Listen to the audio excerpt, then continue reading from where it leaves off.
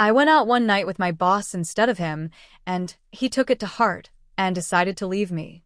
The evening began with a restless energy swirling like autumn leaves caught in a gentle breeze.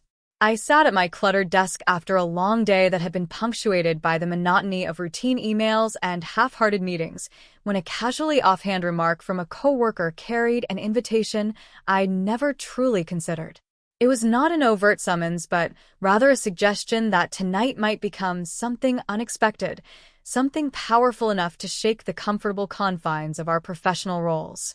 At that very moment, the familiar hum of office equipment and fragments of conversation faded into the background as the prospect of an unusual encounter began to bloom in my mind. Victor, my boss, had always been a person I admired from afar. In our workplace, he was a bastion of unwavering authority, an emblem of intellect and success. Yet behind that formidable exterior, I had long sensed anomalies, fleeting moments of vulnerability etched in the lines around his eyes, carefully hidden sighs, and an almost imperceptible heaviness in his gaze during those post-meeting lulls.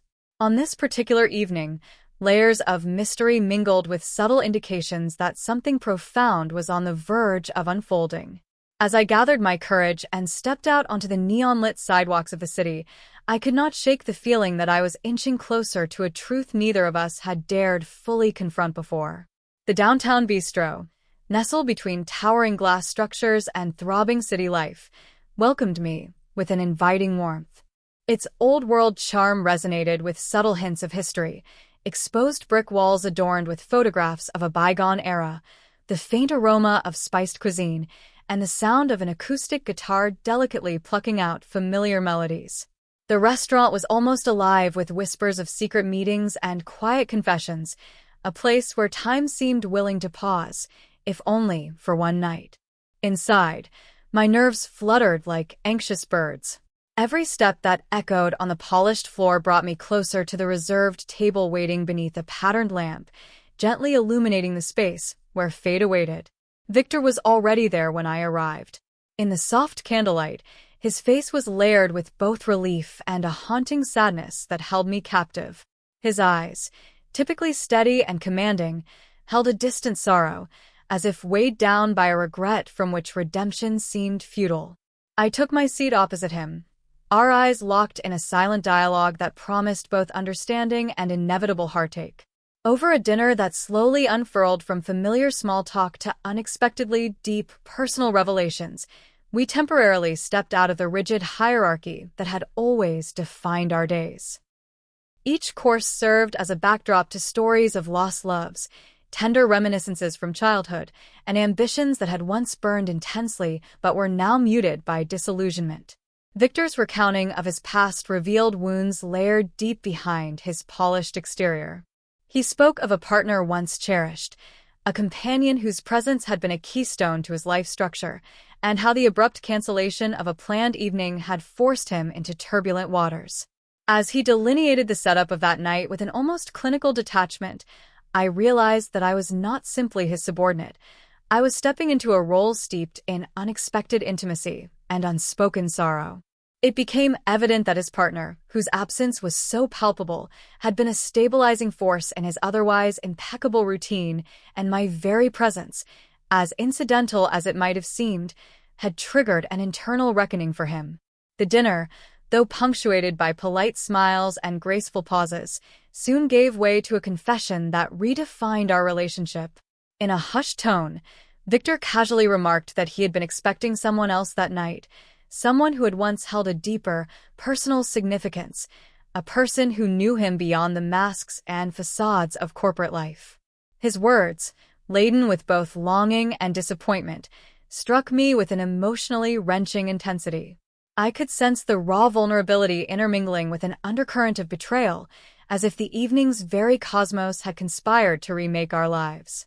As I absorbed his confession, fragments of his weary history unfolded before me, hinting at a life filled with sacrifices, hard decisions, and choices that had left him profoundly altered.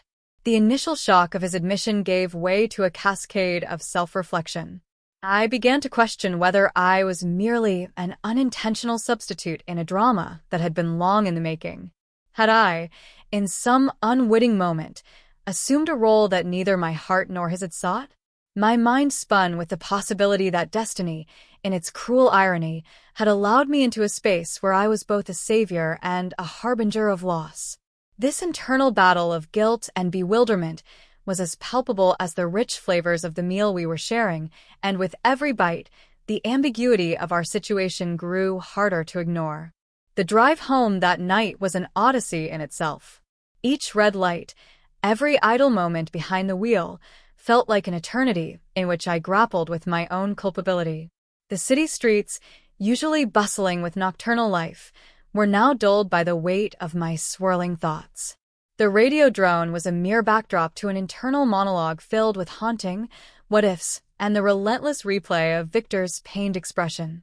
In the sanctuary of my modest apartment, the silence was thick, an audible reminder that no amount of reassurance could erase the memory of that charged evening. I pored over every interaction, every subtle glance that had passed between us, questioning if perhaps I had misinterpreted a fleeting moment of vulnerability for something else entirely.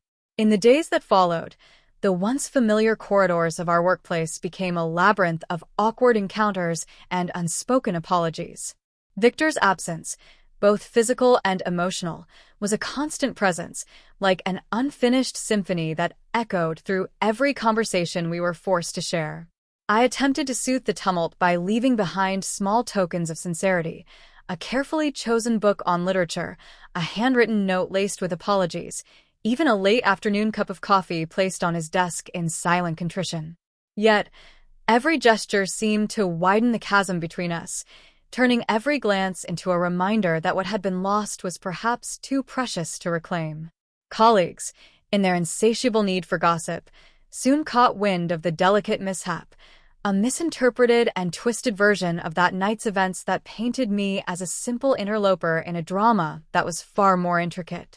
The stifled laughter in hallway conversations, the less-than-sincere smiles during break times, and the furtive glances laden with judgment served as constant indictments of my perceived betrayal.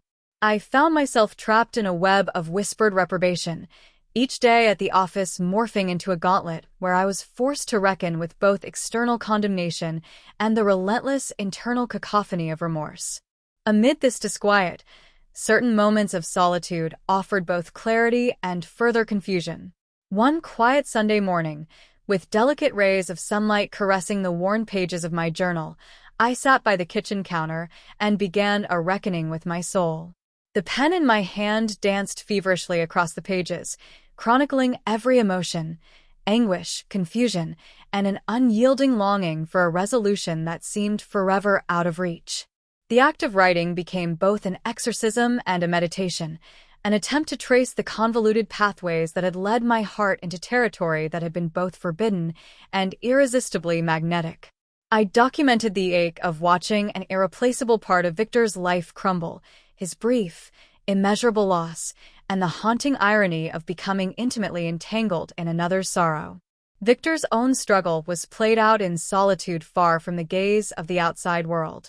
In the sleek isolation of his upscale apartment, perched high above the restless city, he spent countless hours gazing out into a vast urban expanse that was as indifferent as it was mesmerizing.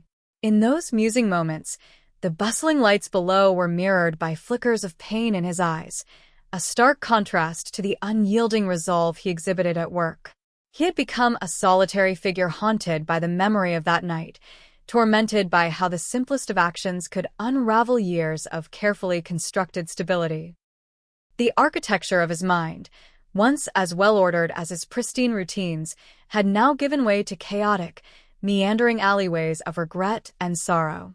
One brisk afternoon, as I ambled through a city park trying to escape the stifling weight of my thoughts, fate presented me with an unexpected confrontation. The park was dusted with fallen leaves, their crimson and gold hues a bittersweet testament to the ruthless passing of seasons.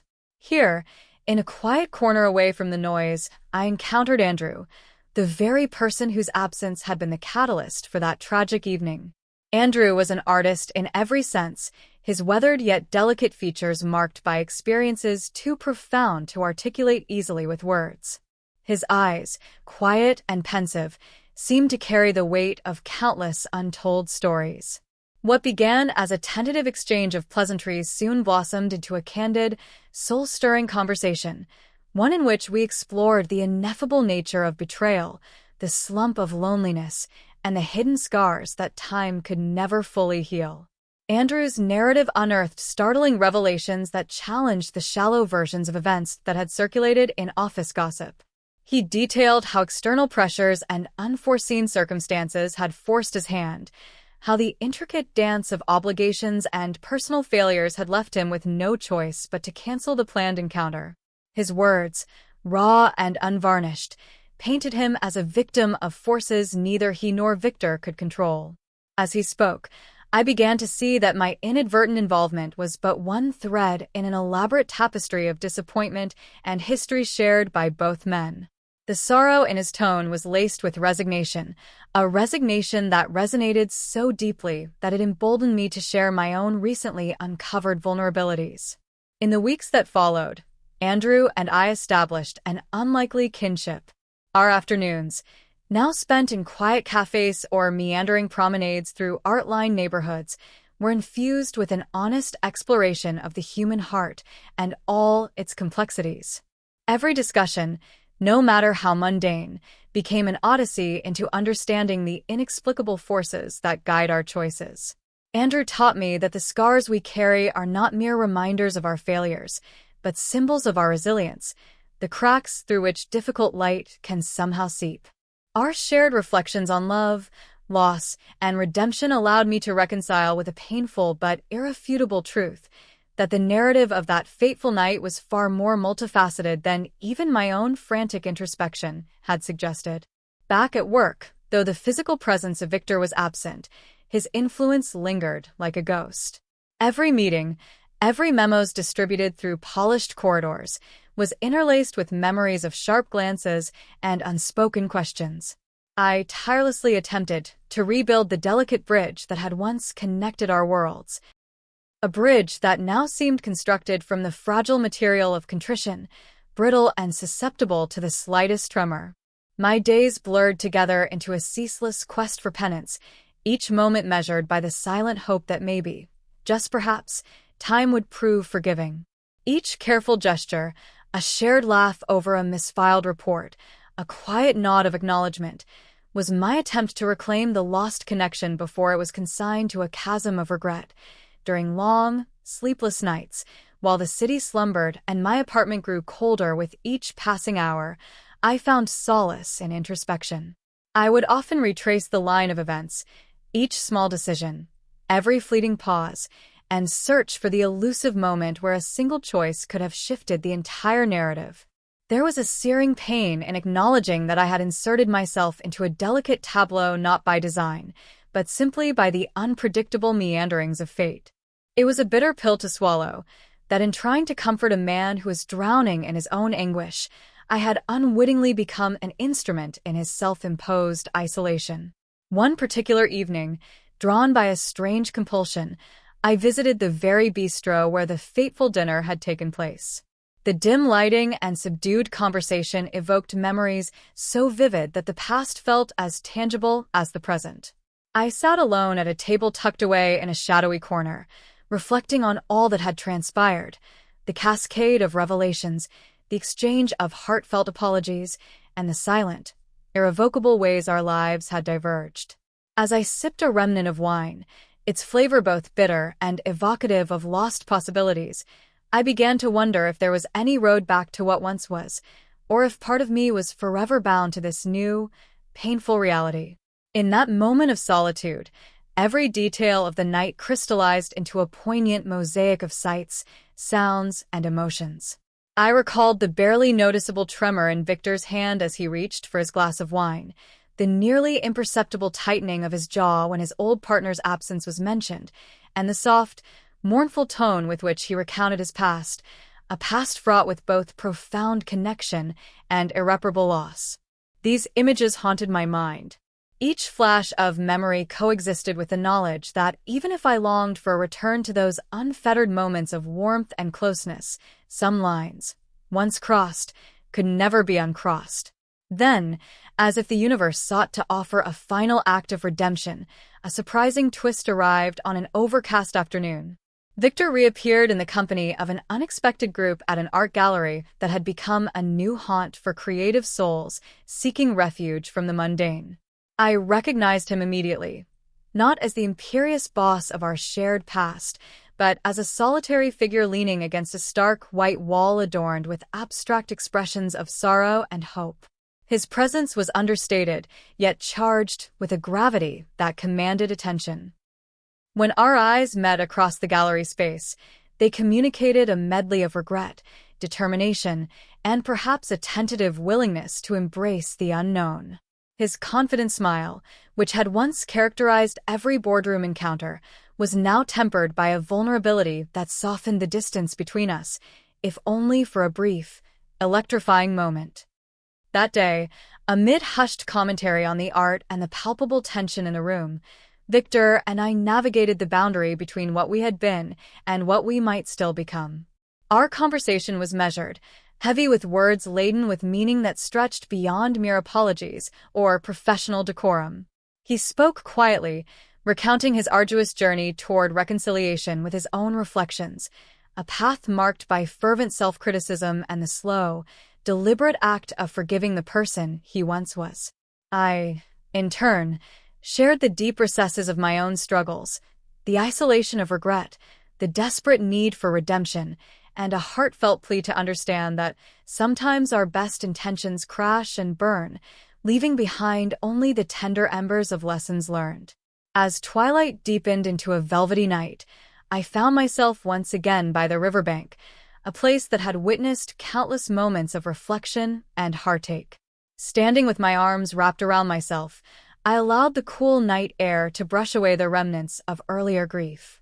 The gently rippling water mirrored the internal cadence of my emotions, its shimmering surface intermittently capturing both the sparkle of hope and the darkened patches of loss. In these quiet instants, I grappled with the realization that my presence in Victor's life had been both a surprising lifeline and an irrevocable catalyst for change. Deep within, I now understood that accepting responsibility for the past did not equate to being defined by it. In the ensuing months, life at the office began to shift imperceptibly. The reverberations of that fateful night had left an indelible mark, not only on our personal histories, but also on the dynamics that colored our everyday interactions. Whispers continued to thread through the hallways, each laden with its own interpretation of our intertwined fate. I strove to reclaim the lightness of being that had once animated my professional pursuits, immersing myself in creative projects that allowed the bittersweet memories to be transformed into vivid canvases of emotion. I began to write longer, deeper pieces of literature that intermingled the raw intensity of heartbreak with the transcendent power of self-forgiveness.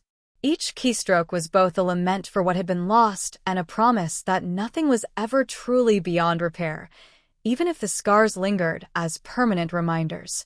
Each unfolding day was filled with encounters that urged me further toward introspection. I recalled evenings when I would pass by the office late at night and notice a solitary lamp glowing in the distance, and my thoughts would wander to Victor's solitary figure in his apartment, both of us each marooned on islands separated by actions and inactions that neither had orchestrated intentionally. On some nights, as my eyes grew heavy, I would lie awake imagining a future where our separate journeys might somehow converge again. Not to recreate the past, but to forge a new understanding out of the fragments of broken dreams. That persistent, haunting hope underscored every smile I mustered, every word of gratitude that I spoke to colleagues, and even every regret that I hid behind a mask of calm politeness. In the soft murmur of rainy afternoons, I would sometimes catch my reflection in a fogged-up window and see, mirrored in the glass, a person etched by experiences too painful to recount fully, yet too vivid to forget. It was in those moments that I truly came to understand that life was not defined solely by our mistakes, but also by the resilience it demanded of us in order to rise, time and again, from the ashes of past sorrows. With renewed determination, I sought to transform that pain into art, to let the beauty of vulnerability shine through even in the dimmest of times. Yet, there were days when nothing seemed redeemable, when every detail of the night played in my mind as though on an endless loop, relentless reminder of what I had lost in trying to save a part of someone else. I longed for the day when both Victor and I could finally look back on that singular night, a moment of profound transformation, without the bitter sting of remorse. I desperately wished for forgiveness, not just from him but also from the fragile spirit that had inadvertently been tarnished by a mistake I could neither undo nor fully comprehend. Eventually, as every story must, our tangled narrative evolved into something both quietly cathartic and dramatically unforeseen. In reuniting with Victor in brief, charged encounters at the gallery, in silent meetings over coffee, and during unexpected walks down once familiar corridors, we discovered that the past, however indelible, was not an immovable monument to hurt but rather a foundation on which to build a more honest, even if uncertain, future. Those fleeting moments of reconnection, though painful, offered new perspectives on the tangled interplay between mistakes and mending, between leaving and loving again. In the echoing aftermath of that fateful encounter, I learned that true healing comes not from attempting to erase the past, but from embracing the intricate mosaic of sorrow and joy that it creates. I resolved to walk forward into each new day with a changed heart, one that had been shorn of illusions and was now willing to accept both imperfection and the redemptive power of forgiveness. Every step was a testament to the resilience of the human spirit, every breath an acknowledgement of our intertwined destinies, despite the twists and turns that led us astray. Standing at the precipice of what I once believed was irrevocable loss, I found solace in knowing that even fleeting moments of regret were the crucibles for future transformation. I looked out at the horizon with a softness in my eyes, a quiet acceptance that our histories, however painful, were also the blueprints for who we would become. In that embracing vulnerability, I discovered not just the possibility of rebuilding a connection with Victor, but also the chance to redefine myself as an individual unafraid of mistakes and open to whatever the next sunrise might bring. Thus, the story of that night, complex, painful, and ultimately redemptive, remains woven into the fabric of our lives. Each word written on a quiet evening, or every reflective glance in the mirror stands as a tribute to a singular moment that reshaped everything. Although Victor's departure had once loomed as an irrevocable rift, it ultimately became a catalyst for growth, underscoring the unpredictable, beautiful chaos of human relationships. The night when I went out with him instead of his expected partner will forever serve as a reminder that every decision carries unforeseen ripples, and that sometimes the deepest connections are born in the midst of our greatest regrets. In the end, as I continue my journey through the corridors of both memory and ambition, I carry with me every detail of that transformative encounter. I now know that it is only through allowing oneself to feel the full spectrum of emotion, love, betrayal, remorse, and ultimately forgiveness that one can truly learn to live, unburdened by regrets and open to the endless possibilities of tomorrow. Every chapter of that night has been etched in time, a detailed narrative of growth, loss, and the resilience that binds us all. And as I move forward, stepping into an as-yet unwritten future, I do so with a quiet understanding that even the most painful mistakes can blossom into our most profound catalysts for change. As time moved forward, the story of that fateful night continued to echo in the lives of everyone involved, a subtle force that reshaped each subsequent chapter of our existence. The months that followed were not marked by dramatic reconciliations or instant healings. Instead, they unfolded as a quiet, persistent journey toward understanding and acceptance. I found myself revisiting old haunts and familiar settings, each one now imbued with new significance. The bistro where that transformative dinner was held became more than just a remnant of an imperfect past. It turned into a symbol of the potential for second chances and the quiet power of vulnerability. One rainy evening, As dark clouds swallowed the city skyline and the sound of raindrops provided a gentle cadence to my thoughts, I made my way to the bistro once more. I needed to see the place not as a reminder of loss, but as a marker of the moment when life took a new turn. Inside, the ambience was unchanged yet deeply altered by the layers of memory embedded in every corner. I sat near a window, letting the soft drizzle outside blur the harsh edges of regret and soften them into reflections of introspection. My pen and journal lay open before me, and I began to capture the emotions that swirled in my mind. The bittersweet tinge of what could never be reclaimed mixed with the hope that, with time, even old wounds might become portals to deeper self-acceptance. In that contemplative solitude, a familiar figure approached. It was Andrew, his presence as gentle and probing as the conversations we had shared during those trying weeks. He offered a simple greeting and, without a hint of pretension, prompted me to join him at his table. Over steaming cups of coffee and the muted clatter of utensils on ceramic, we ventured into a discussion that navigated the uncharted territories of guilt, forgiveness, and the beauty of personal transformation. Andrew's quiet wisdom had, over time, become a balm against the sting of remorse. He spoke of art as both a mirror and a healer, urging me to consider that every bruise on the soul might serve as inspiration for something courageous and enduring. Our conversation meandered through the landscapes of forgotten dreams and the unspoken longings that had sculpted our individual paths. Andrew recalled how, in the early days following that night, he had felt utterly isolated, a solitary artist suspended between the echoes of a past that refused to be silenced and a future shrouded in uncertainty. Yet, he had discovered that embracing that isolation had led him to realize the paradox that sometimes the deepest connection one might experience lies in genuinely understanding oneself. His words sparked within me a quiet determination to recast the role I had unwillingly inherited, transforming sorrow into a living testament to resilience and self-discovery. Not long after that reflective evening, an opportunity emerged at an art collective that Andrew had recently joined. They were organizing a group exhibition, a mosaic of raw expressions and heartfelt narratives drawn from the wellsprings of personal pain and communal hope. Encouraged by Andrew's resolute optimism, I decided to participate, sharing a series of essays and paintings that chronicled the intricate tapestry of grief and eventual renewal. My work, woven with threads of regret and illuminated by bursts of creative defiance, slowly began to garner recognition among the art community. Each piece was a homage to the night when destinies unexpectedly intersected.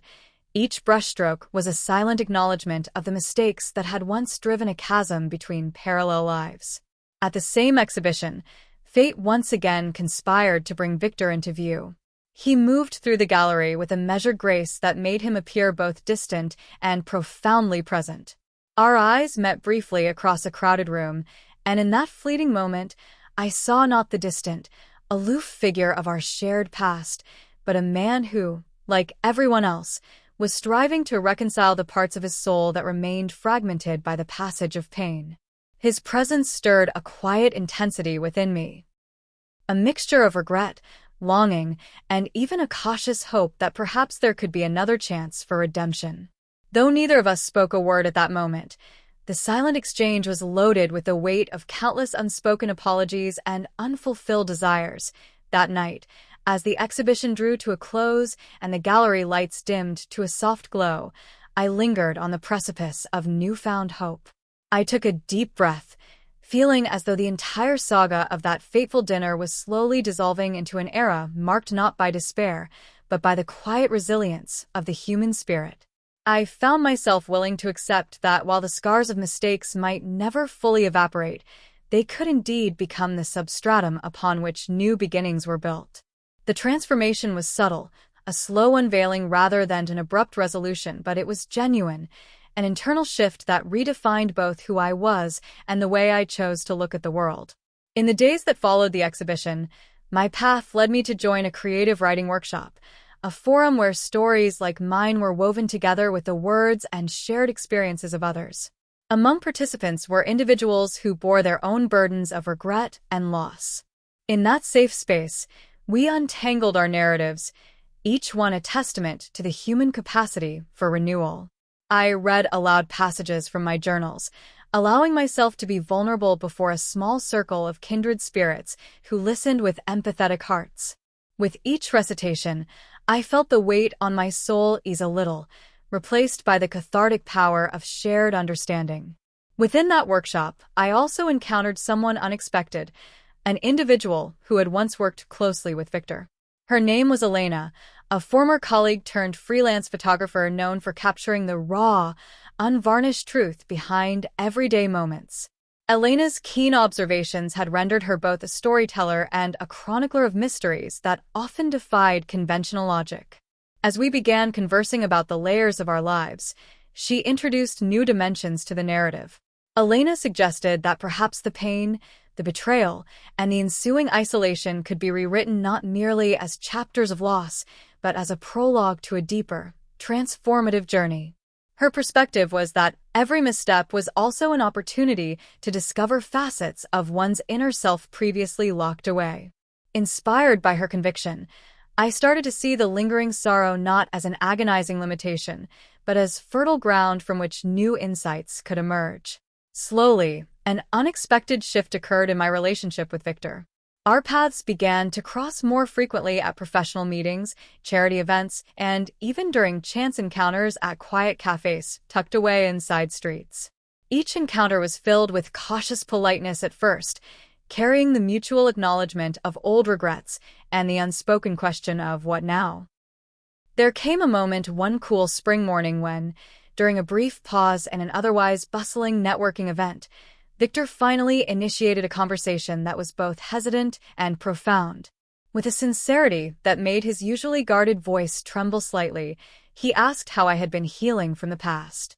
In that simple inquiry lay an invitation, not to revisit the old wounds entirely, but rather to share the journey of gradual rediscovery we were both undergoing. We began to deliberately carve out moments for brief, honest exchanges. These conversations were not fixed on the past, but gently explored the landscapes of our present. As time wore on, the feel of those interactions grew less like contrived reparations and more like genuine attempts to understand one another at a human level, stripped of hierarchical burdens. On one particularly memorable afternoon, we found ourselves in the quiet corners of an urban park where the interplay of rising sunlight and stretching shadows cast an ethereal quality over everything. There, amid soft rustling leaves and the murmur of a nearby fountain, we spoke of dreams once deferred and the possibility of embracing the imperfections that defined us both. It was an unguarded exchange where hesitation slowly dissolved into a mutual sense of empathy that transcended past grievances. Yet, while the external interactions with Victor and others steadily evolved, my inner journey deepened in parallel. I began to experiment with new art forms, merging writing, painting, and digital media as an expressive outlet for the multiplicity of emotions that ebbed and flowed within me. My canvases and notebooks started to chronicle not only the turbulence of regret, but also the liberating feeling of accepting one's fragmented self. With each creative endeavor, I built a mosaic of experiences that celebrated both the darkness of past betrayals and the subtle strokes of hope that promise renewal. These projects soon caught the attention of not only local art circles, but also a wider audience who resonated with the raw authenticity of lived experience. During this period, I also learned more about forgiveness, a word both elusive and essential. Forgiveness, I discovered, was not an instant release from pain, but rather a gradual unburdening of the soul. It meant acknowledging the mistakes made and understanding that, while one might never be able to rewrite the past, it was possible to influence the future by letting old regrets become powerful catalysts for compassion. In moments of introspection, I would revisit memories of that night in slow motion, analyzing every detail as if trying to find a hidden pattern, a lesson encoded in the bittersweet tapestry of time. Each recollection, instead of inciting further sorrow, became a stepping stone toward a more profound understanding of my own vulnerabilities and strengths. Victor, too, seemed to undergo a quiet metamorphosis. The stern figure I had once associated solely with authority was now interlaced with a gentle humility, as if the weight of past decisions had softened his edges. It was during a late evening office retreat, a rare occasion designed to foster team spirit and mutual understanding, that I observed a side of him previously unbeknownst to most of our colleagues. In a circle of candlelight and soft acoustic melodies, Victor engaged in candid discussions about personal growth, the inevitability of change, and the importance of embracing imperfections. There was a moment when he recounted that fateful dinner with a palpable sadness, not with reproach or regret, but with a wistful understanding that life often forces us to play roles neither chosen nor desired. As the seasons turned, our collective experiences wove into a narrative that defied simple categorization. The intertwined stories of personal failings, artistic awakenings, and tentative reconciliations ultimately clarified a profound truth. Life, in all its unpredictable cruelty and unexpected beauty, is a continuum of choices and consequences, mistakes and recoveries. I recognized that the journey we embarked on that night had not been a detour toward inevitable despair, but rather an unorthodox bridge leading to an arena of raw, unfiltered humanity, an arena where every error had the potential to fuel remarkable growth. In a final, transformative gesture, I decided to host a small gathering at my apartment, a modest event where old friends, new acquaintances, and some of the very people who had shaped my recent transformations could come together under the themes of reconciliation and creative rebirth. Over plates of home-cooked food and glasses of wine warmed by the gentle crackle of a fireplace, stories flowed as freely as the laughter. In that intimate space, even Victor was invited as a guest, an acknowledgement that despite the past, healing required embracing every facet of our shared journey. Sitting beside him, I learned that forgiveness was not a solitary quest but a collective, delicate dance between acknowledgement and release. That evening, as I looked around at those who had contributed, in varying measures, to the mosaic of my narrative, I realized that the past was not a ghost to be exorcised, but a mentor to be embraced. Every wound, every regret, was a testament to the lessons learned. Every moment of sorrow was a prelude to a future brightened by understanding, acceptance, and love. And so, as the night gave way to a soft dawn, I felt neither entirely whole nor irreparably broken, but rather resilient, a mosaic of scars and strengths, forever in a state of becoming. The story of that transformative night, the unanticipated collision of lives, had rippled outwards, reshaping my world and those of the people around me. With every passing day, I carried forward a newfound conviction that forgiveness, creativity, and honest dialogue can bridge even the vastest chasms of isolation.